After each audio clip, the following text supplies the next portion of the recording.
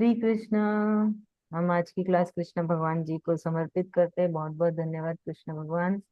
और हमारे भूल चूक गलतियों को माफ करें। हम कर रहे हैं चैप्टर 18, श्लोका 48। तो यहाँ पे टॉपिक चल रहा है, कृष्ण भगवान जी बोल रहे हैं कि कैसे हम अपना स्वधर्म, कर्म, धर्म, जो हमारा रोज का काम है, जो हमारी ड्यूटी है ना, जो रोज हमको करना पड़ रहा है, वो ही है हमारा स्वकर्म। खुद का स्व मतलब खुद का। वो हर एक इंसान के लिए अलग अलग होता है, तो वो करते करते भी हम मोक्ष पा सकते हैं, कृष्ण भगवान को पा सकते हैं।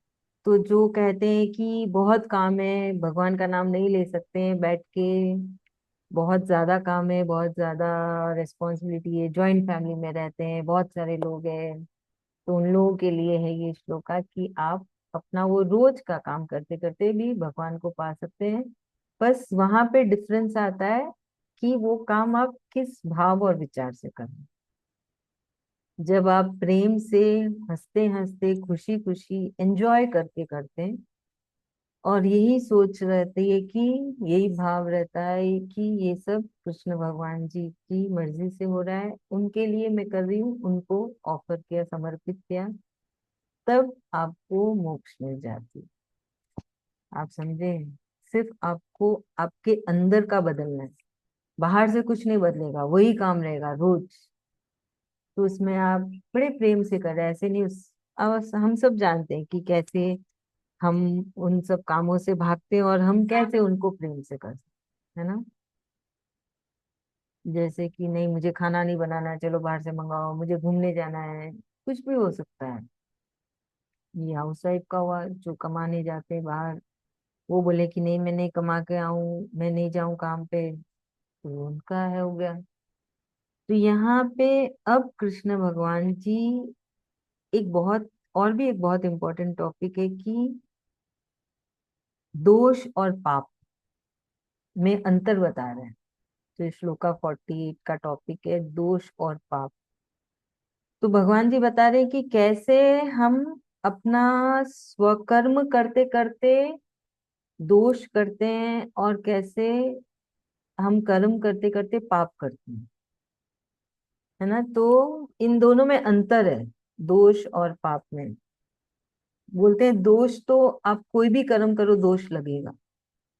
जैसे कि हम जो सांस ले रहे हैं, बहुत सिंपल सा है, ये शरीर चल रहा है, ये सांसें चल रही है, सांसें बंद हुई, शरीर खत्म। तो जब हम ये सांस लेते हैं, सांस अंदर जाती है, बाहर आती है, इसमें भी बहुत छोटे छोटे, बहुत बारीक जीव होते हैं, जो जिनको हानि पहुंचती है और जो मरते हैं। तो वो दोष हुआ, है ना। अगर आप हवन करते हैं, यज्ञ करते हैं, आप अग्नि, अग्नि से तो हवन और यज्ञ होता है, तो उस अग्नि में भी छोटे छोटे, बहुत बहुत छोटे माइक्रो लिविंग बींग उसमें मरते हैं, तो वो दोष हुआ, है ना। तो उसमें कोई कोई बुराई नहीं है, भगवान जी बोल रहे वो स्वाभाविक है, वो होता है, क्योंकि आप जानबूझ के नहीं कर रहे हो। अब सांस तो लेना ही पड़ेगा ना, तभी तो शरीर चलेगा। अब उसमें छोटे छोटे जीव मर रहे हैं, तो कृष्ण अर्पणस्तु, वो दोष लग रहा है हमको, जानबूझ के नहीं हो रहा है। जब आप कोई काम जानबूझ के करते हैं जिससे किसी को हानि पहुंचे, तब वो पाप होता है। आप समझे? आप जानबूझकर किसी कुछ हिंसा कर रहे हैं, कुछ कपट कर रहे हैं, किसी के प्रति जानबूझ के कोई भाव है, विचार है, नुकसान पहुंचा रहे हो, तो वो हो गया पाप। जिससे मतलब क्या हुआ, एक तो किसी को नुकसान हो रहा है, तकलीफ हो रही है, और आप जानबूझ के कर रहे हो, तो वो पाप हुआ ना। तो ये बहुत ही अच्छा कृष्ण भगवान जी ने डिफरेंस बताया कि कैसे दोष और पाप में अंतर है। जैसे कि अभी अगर आप अग्नि जलाते हैं तो उससे धुआं होता है, तो जितनी बड़ी लौ है उतना बड़ा धुआं होता है। तो वो धुएं में उस ना छोटे छोटे जीव होते हैं, वो मरते हैं।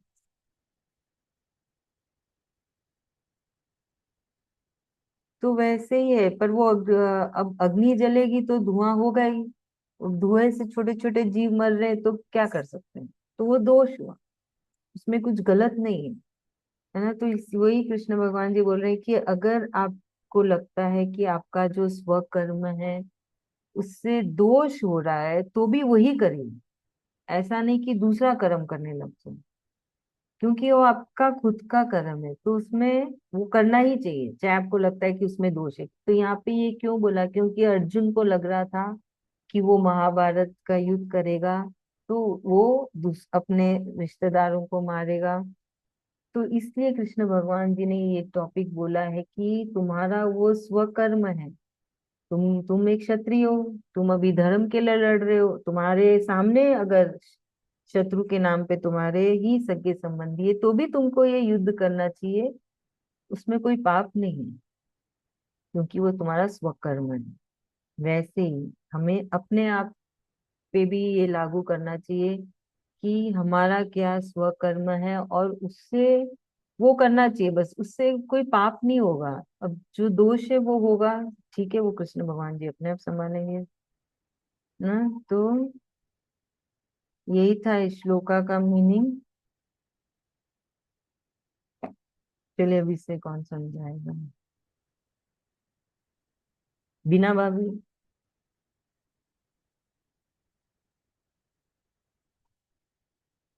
बिना भाभी नहीं है। हाँ। हाँ दीदी। हाँ बोलिए। असल में हम सुने नहीं है, इधर उधर घूम रहे थे। 18 का कर रहे थे क्या आप? हाँ, अध्याय 18 का श्लोका 48। हाँ, कौन सा हाँ, श्लोक है? 48। 48, अच्छा। हाँ, सुनने तो नहीं है क्योंकि ठीक आवाज है। भी बहुत कम थी मेरे मोबाइल में। बहुत स्लो साउंड में ही आ रहा था। आपकी आवाज भी आज बहुत धीमी आ रही है। सुनाई अच्छा, भी नहीं दे रहा है मुझे ठीक से। नहीं मेरा तो बराबर है, ठीक है, कोई नहीं, आप अगला अच्छे से सुनिएगा। अभी हाँ हाँ सरोज हाँ। भाभी बोलेंगे। सरोज भाभी या आभा भाभी। सरोज भाभी बोल रहे हैं। हाँ, मैं सुनी तो नहीं, मैं बता रही हूँ, थोड़ा थोड़ा बताती हूँ। यहाँ पर जय श्री कृष्ण दीदी। कृष्ण भगवान जी यहाँ पर बता रहे हैं कि हमारा कर्म क्या है, हमारा स्वधर्म क्या है। मतलब हम लोग जो संसार में आए हैं, तो भगवान का कैसे नाम उच्चारण करेंगे, जो जिसको समय नहीं होता। जैसे ऐसे तो इंसान हम लोग करते हैं, गीता क्लास करते हैं, चैंटिंग करते हैं, हम लोग कृष्ण कृष्ण भी करते हैं, पर जो बड़ा परिवार में है वो उनको समय नहीं होता। जैसे कि अपना काम करते हैं, इतना काम रहता है, तो वो लोग पूजा पाठ इतना नहीं कर पाते हैं। पर यहाँ पर विचार का ही बता रहे हैं कि मतलब वो लोग कैसे उसी परिस्थिति में भी भक्ति पा सकते हैं, भगवान को पा सकते हैं। तो उनका विचार वहां पर शुद्ध होना चाहिए। मन में जो भी काम करते खुशी मन से, रोज रोज का कर्म जो हो खुशी मन से करें, और अपना ही समझ के कभी नहीं उसमें द्वेष देखें ना कुछ, और प्लेस करें। स्वधर्म को अपना स्वधर्म वो कर्म को अपना स्वधर्म माने। तो वैसे करने से उनको भक्ति मिल सकता है भगवान का। वही बता रहे। मन में द्वेष नहीं रहना चाहिए, विचार अच्छा होना चाहिए, मतलब सबसे प्रेम रहना चाहिए। प्रेम रहने से ही भगवान मिलेंगे। यही बता रहे भगवान जी कि अपना और कर्म को हम लोग को जैसे स्वधर्म मानो। ये सुने थे कि है ना, आप बोल रहे थे कि वो कीड़ा जो होता है, छोटे छोटे कीटाणु, वो मरते नहीं, दोष हमें नहीं लगता। होम हम लोग करते हैं तो जैसे कि अगर वो अनजाने में हम लोग से पाप हुआ तो जैसे वो पाप लगता नहीं है, क्योंकि वो होम तो हम लोग कर रहे हैं, अच्छे काम के लिए कर रहे हैं। तो उस हम लोग को पाप लगेगा नहीं। और अर्जुन का काम है कि वो क्षत्रिय है, तो उसको जैसे युद्ध करना है तो उसको युद्ध करना चाहिए। ये नहीं सोचना चाहिए कौन में है ना, उसके हाथों कौन जाएगा कौन बचेगा, ये सब मतलब उसका धर्म ही क्षत्रियों का युद्ध करना है, तो उसको पीछे नहीं हटना चाहिए। इतना तो सुने थे कि आप अर्जुन के बारे में बोल रहे थे और कीटाणु के बारे में सुने थे कुछ कुछ। तो सही बात है। तो इसमें दो टॉपिक था, एक सरोज भाभी ने बोला, एक बीना भाभी ने बोला, सही। तो दूसरा टॉपिक था दोष और पाप में अंतर। दीदी वंदना भाभी, वो मैं लास्ट वाला मैं बताती हूँ। हाँ बोलिए ना। उसमें भगवान श्री कृष्ण हमें ये समझा रहे हैं कि जो भी हम कर्म करते हैं तो हर कर्म के साथ कुछ और साथ में जुड़ जाता है। जैसे कि हम श्वास ले रहे हैं तो हम ना चाहते हुए भी हम अपने अंदर कीड़े मकोड़ों को ले लेते हैं। अब हम कोई अच्छा काम करने के लिए, शुद्धि करने के लिए, कुछ भगवत प्राप्ति के लिए अगर कुछ हवन कर रहे हैं तो उसमें भी जब धुआं उठता है तो उससे भी बहुत सारे कीट पतंगे मर जाते हैं। तो हमें ये नहीं सोचना चाहिए कि उससे हमें पाप लगेगा इसलिए हम अपना वो कार्य छोड़ दें। अगर पंडित सोचे हम हवन ही नहीं करेंगे कि क्योंकि उससे पाप लगेगा, कीट पतंगे मर जाएंगे, तो वो अपना धर्म नहीं छोड़ सकता। क्योंकि वो हवन से और उस जो कीड़े मकोड़े मरेंगे उससे ज्यादा कंपैरिजन में उनका वो कर्म है। क्योंकि वो उस कर्म से कितना जग का कल्याण होगा, वातावरण की शुद्धि होगी, ऑक्सीजन क्रिएट होगा। तो हर भगवान ने जिसको जो कार्य दिया है वो कुछ सोच समझ कर ही दिया है, और हर काम का पॉजिटिव और नेगेटिव दोनों ही होगा। लेकिन हम जिस काम में हैं हमको वो ही सोचना कि मेरा पॉजिटिविटी क्या है, मेरा कर्म क्या है। उससे जो जुड़ने वाले जो थोड़े थोड़े नेगेटिव कर्म हैं वो अगर हम पॉजिटिव भाव रख के करेंगे, जन कल्याण के लिए सोच के करेंगे कि भगवान ने मेरे को ये कर्म दिया है इसीलिए मैं ये कर्म कर रही हूँ, कर्ता भाव में नहीं रहेंगे, अपने आप को सिर्फ निमित्त मानेंगे, तो उसके साथ जो जुड़ने वाले अकर्म हैं, जो पाप हैं, कीट पतंगों का मरना, दही खा रहे हैं तो दही में प्रोबायोटिक्स में साथ में कीड़े जो खा जा रहे हैं, तो वो सब शरीर के लिए जरूरी है। इसीलिए भगवान ने दही का खाना बनाया है। क्यों भगवान खाते थे मक्खन घी दही? भगवान ने ही तो सिखाया है। तो भगवान तो बोल सकते थे नहीं दही वर्जित है क्योंकि उसमें कीड़े हैं। नहीं, वो भी शरीर के लिए, प्रकृति के लिए, हर चीजों के लिए, हर चीजों की जरूरत है। उन कीड़े मकोड़ों की, पेड़ पौधों में जो कीड़े मकोड़े लग जाते हैं तो वो भी उसमें उसकी जरूरत है, क्योंकि वो नाइट्रोजन को रिफिल कर रहे हैं। बिना नाइट्रोजन तो प्लांट्स खाना नहीं बना सकेंगे, उनको न्यूट्रिशन नहीं मिलेगा। तो भगवान ने हर चीजों को हर चीजों से जोड़ के रखा है। तो हम लोगों को ये नहीं सोचना चाहिए कि मैं ये काम करूंगा तो ये गलत हो जाएगा, कीड़े कीड़े मर जाएंगे। वैसा भाव हमें नहीं रखे कि बस मुझे जो कार्य मिला है, मुझे भगवान ने जो निमित्त बनाया है, ये भगवान को ही अर्पण और मैं उनके लिए ही कर रही हूँ। तो बस हमें कोई पाप भी नहीं लगेगा और हमें कोई पुण्य भी नहीं मिल लगेगा। और जो कुछ अच्छा करते हैं तो वो अच्छा तो हमारे पास लौट कर ही आएगा। यूनिवर्स का तो ये प्रकृति ऐसी है, हम जो देंगे वो हमें मिलेगा ही। लेकिन जब अच्छे भाव से देते हैं तो उसके साथ जो नेगेटिव है वो हमें नहीं लगता। भगवान हमें यही समझा रहे हैं कि अपना कर्म करो, ये मत सोचो कि इसका फल क्या होगा, इस अच्छे फल के साथ बुरा भी तो आ जाएगा। वो सब हमें नहीं सोचना है। आज एक लॉयर है, वो आज कोर्ट में केस लड़ रहा है अपने क्लाइंट के लिए, तो उसको झूठ बोलना पड़ा। अगर वो सोचेगा कि मैं झूठ बोलूंगा ही नहीं तो वो कभी कोई कोर्ट होगा नहीं, कोई केस होगा नहीं, कुछ भी होगा ही नहीं ना। तो सबको अपना कर्म अपने जहाँ पे रह के करना है। अब कोई मर्डर कर रहा है, वो चोर है, तो उसको पाप लगेगा क्योंकि वो गलत भाव से कर रहा है। लेकिन वो ही अगर कोई अंग डॉक्टर काटता है तो उसको पाप नहीं लगेगा क्योंकि वो अच्छे कर्म के लिए कर रहा है, उसको उसका कार्य यही मिला है। तो बस हमको यही सोचना है कि हम निमित्त मात्र हैं। बस भगवान ने हमको दिया है और वो ही बोल रहे हैं और वो ही करवा रहे हैं और हमको बस वो ही करना है। तो हमें ना पाप लगेगा ना पुण्य लगेगा। सही बात है, यही समझ बहुत। आया थी। नहीं, उसका एकदम वो सही। स्वधर्म है तो कर्म के साथ साथ स्वधर्म निभाता है वो, इसीलिए पाप पुण्य कुछ नहीं लगेगा। है सही ना बात। दीदी? हाँ एकदम सही, एकदम सही, सही समझे सभी। धन्यवाद आप सबका और कृष्ण भगवान जी का। तो बस यही यहाँ तक कृष्ण भगवान जी ने कर्म योग के बारे में बताया, है ना, कि कैसे कर्म योग करते करते भी भगवत प्राप्ति हो सकती है, मतलब कृष्ण भगवान की प्राप्ति हो सकती है। तो यहाँ पे कृष्ण भगवान जी ये भी बता रहे कि उन्होंने सब कुछ द्वंद्वता से ही बनाई है ना। सिर्फ अच्छा अच्छा नहीं है कि सिर्फ बुरा बुरा नहीं है। आप कोई भी कर्म करेंगे तो उसमें दोष भी दोष लगेगा। अब आप किस भाव और विचार से कर रहे हैं, अच्छे भाव और विचार से करें तो दोष है, और अगर गलत भाव और विचार से किसी को हानि पहुंचाना चाहते तो वो पाप है। तो यही समझा रहे कृष्ण भगवान जी की सब कुछ द्वंद्वता से है। ऐसा नहीं है कि कहीं कुछ कमी नहीं है, कमी रहेगी। तो देखिए इसमें हम ये भी सीखते हैं कि जो हम, अब अकेला इंसान तो रहता नहीं है, हम किसी न किसी के साथ रहते हैं तो वो परिवार कहलाता है। फिर हम किसी से मिलते हैं बाहर तो दोस्त यार कहलाते हैं, रिश्तेदार कहलाते हैं। तो सब में कुछ ना कुछ कमी है, कृष्ण भगवान खुद कह रहे हैं। तो हमें उस कमी को नहीं देखना है, हमें उस कमी को नजरअंदाज करके जो अच्छा है उसके साथ खुश रहना है ना। तो यही है कि हमें सब में कमियां नहीं ढूंढनी है। सब में कमी रहेगी, मुझ में भी है, आप में भी होगी, सब में रहती है।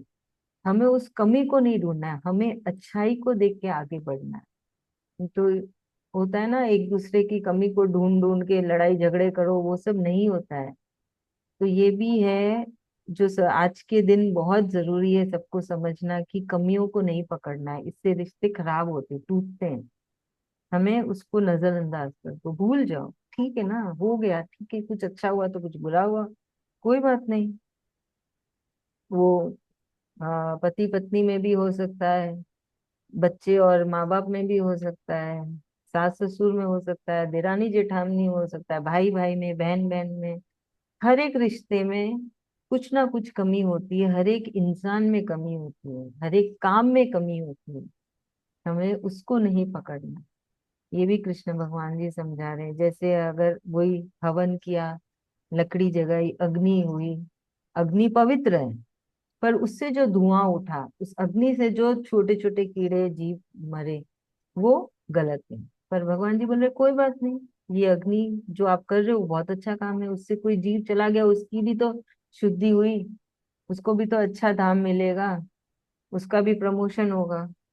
तो बस यही चीजें हमें याद रखना है कि हम कोशिश करें हमारी तरफ से किसी को नुकसान ना पहुंचे, है ना, किसी को तकलीफ ना हो। बस ये हमको हमेशा कोशिश करते रहना, हमारे कार्य से, हमारे कर्म से, अपने जितनी बुद्धि है उस हिसाब से। फिर आगे तो कृष्ण भगवान की मर्जी है, आगे तो सामने वाला कैसे लेता है। आप अच्छा कर रहे हो, पर जिसके लिए कर रहे हो वो बोलता है नहीं तू अच्छा नहीं है, तू सही नहीं है, पर आपके हिसाब से अच्छा है तो आप करिए बस, है ना।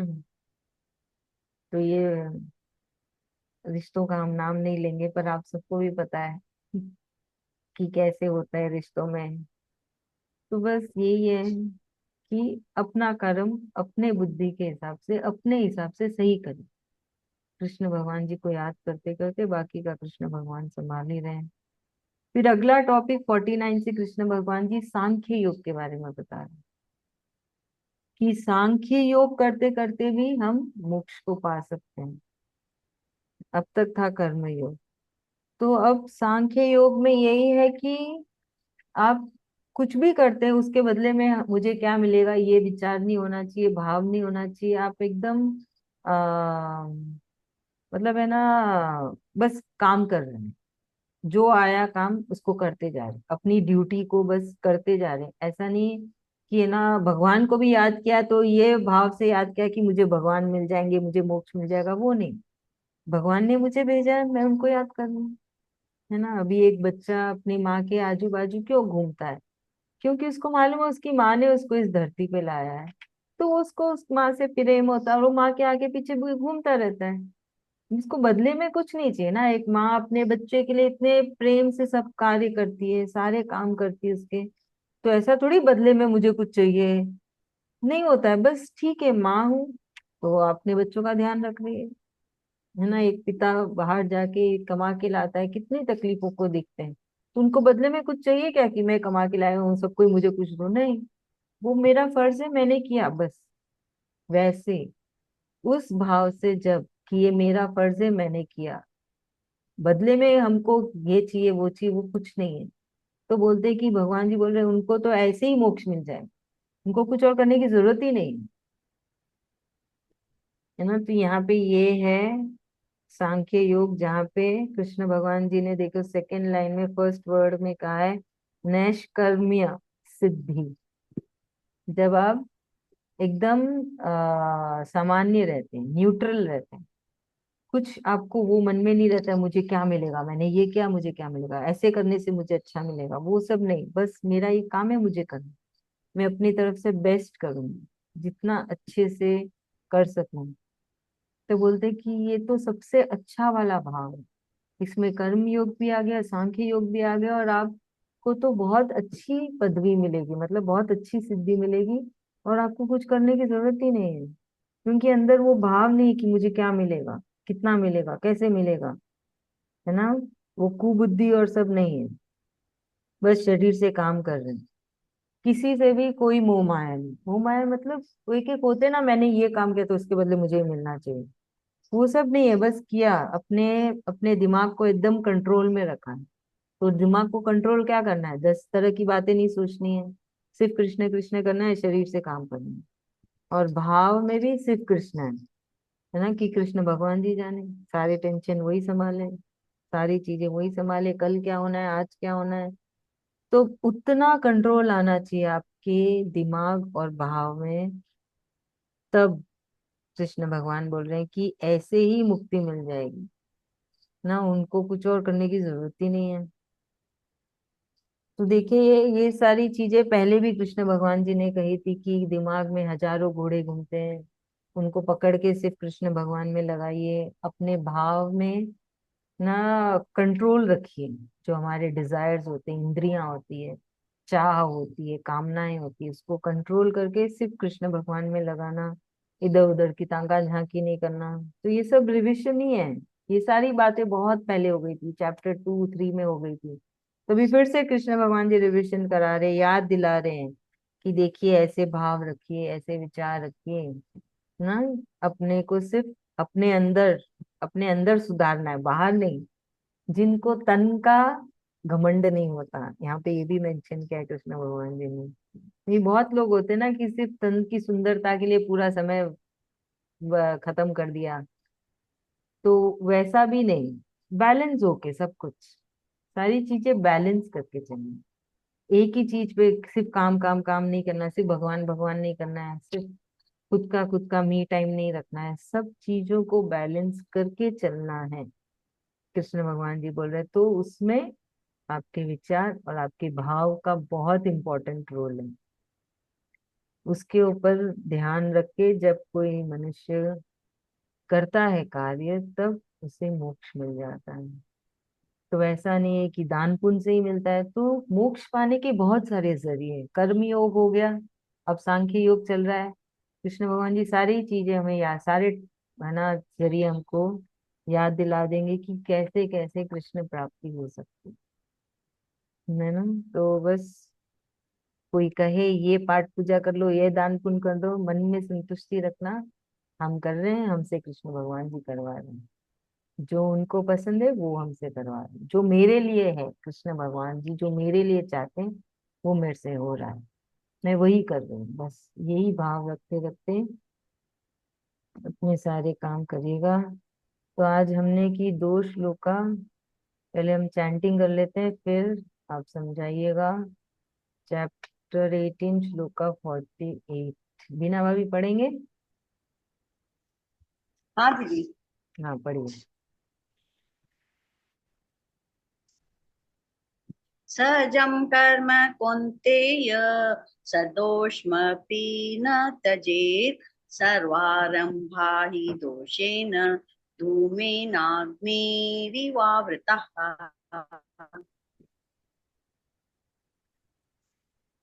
असक्त बुद्धि सर्वत्र जितात्मा विगत स्पृह नैष्कर्म्य सिद्धिं परमां संन्यासेनाधिगच्छति।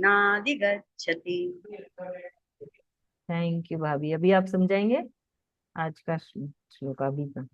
हाँ, जैसे भगवान बोल रहे हैं हम लोग को निर्लिप्त नहीं रहना है, हम लोग को करके कर्म को करके हट जाना है, उसकी इच्छा भी नहीं करनी है और निर्लिप्त भी नहीं होना उसमें।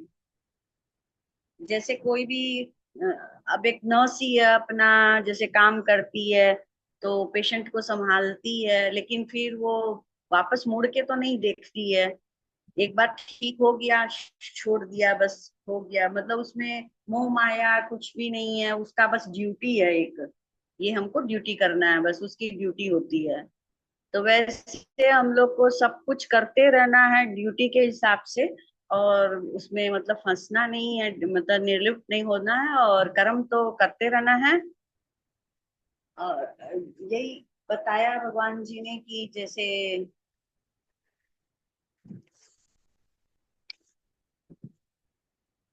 बोलने हाँ यही ठीक बताया, है। सही बात है। चलिए बढ़िया है। तो बस ये हुआ आज का खत्म हमारा। बहुत बहुत धन्यवाद आप सबका। हमारे पास 3.5 मिनट है, चैप्टर 7 पढ़ेंगे फिर से, एक बार हो जाएगा। मैं पढ़ दूं क्या? हाँ पढ़िए भाभी। अच्छा। ओम श्री परमात्मने नमः। श्रीमद्भगवद्गीताथ सप्तमोऽध्यायः। उवाच मय्यासक्तमनः पार्थ योगं युज्यनमादृशः असंशयं समग्रं मां यथा ज्ञास्यसि ज्ञानं तेऽहं सविज्ञानमिदं वक्ष्यामि शेषतः यज्ञात्वा नेह भूयोऽन्यज्ञातमवशिष्यते। मनुष्याणां सहस्रेषु कश्चिद् ततिसिद्धयेत तामपि सिद्धानां कश्चिन्मां वेति तत्त्वतः। भूमिरापो नलो वायुः खं मनः बुद्धिरेव च अहङ्कारं नित्यं मे भिन्ना प्रकृतिरष्टतः।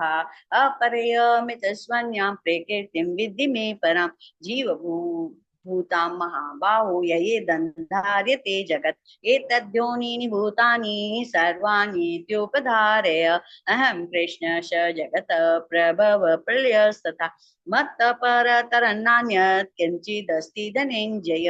मयि सर्वमिदं प्रोत्रं सूत्रे मणिगणा इव रसोऽहमप्सु कौन्तेय प्रसा प्रसा प्रभास्मि शशिसूर्ययोः प्रणव सर्ववेदेषु शब्दके खे पौरुषं नृषु पुण्यो गन्धपृथिव्यां च तेजश्चास्मि विभावसु जीवनं सर्वभूतेषु तपश्चास्मि तपस्विषु बीजं मां सर्वभूतानां विद्धि पार्थ सनातनं बुद्धि बुद्धिमतामस्मि तेजस् तेजस्विनामहं बलं बलवतां चाहं कामरागविवर्जितं धर्माविरुद्धो भूतेषु कामोऽस्मि भरतर्षभ ये चैव सात्विका भाव राजसास्तामसाश्च ये मत्त एवेदितान् विद्धि न त्वं तेषु ते मयि त्रिभिर्गुणैर्मयैर्भावैरेभिः सर्वमिदं जगत् मोहितन्नाभिजानाति मामेभ्यः परमव्ययम् दैवी हेषा गुणमयी मम माया दुरत्यया मामेव ये प्रपद्यन्ते मायामेतां ते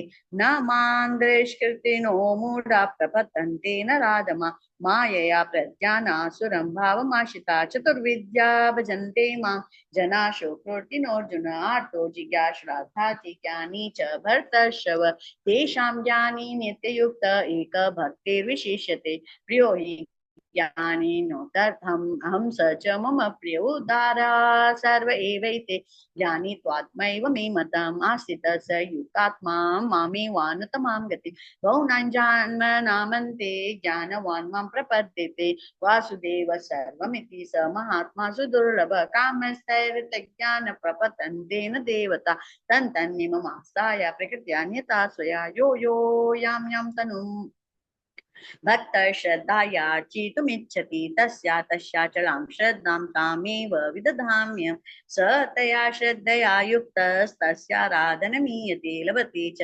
ततः कामान् मय्यैव विहितानि तानन्तवत्तु फलं तेषां तद्भवत्यल्पमेधसां देवान् देवयजो यान्ति मद्भक्ता यान्ति मामपि अव्यक्तिं व्यक्तं व्यक्तिमापन्न मन्यन्ते माम बुद्धय परं भावमजानन्तो ममाव्ययमनुत्तमं नाहं प्रकाश सर्वस्य योगमाया समावृतः मूढो यन्नाभिजानाति लोको मामजम